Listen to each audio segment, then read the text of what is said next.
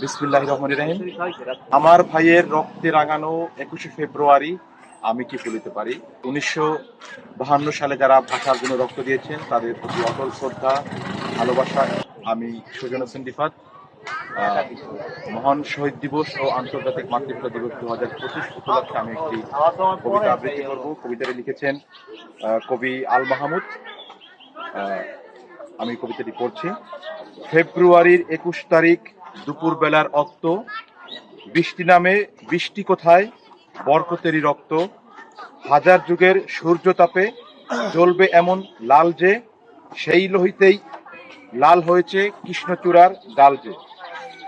প্রভাত ফেরির মিছিল যাবে, ছড়াও ফুলের বন্যা, বিষাদ গীতি গাইছে পথে তিতুমিরের কন্যা।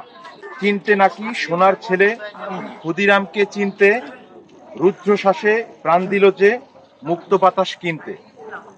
পাহাড়তলির মরণ চূড়ায় ঝাঁপ দিল যে অগ্নি, ফেব্রুয়ারির শোকের বসন পড়ল তারই ভগ্নি। প্রভাত ফেরি আমায় নেবে সঙ্গে, বাংলা আমার বচন আমি জন্মেছি এই বঙ্গে।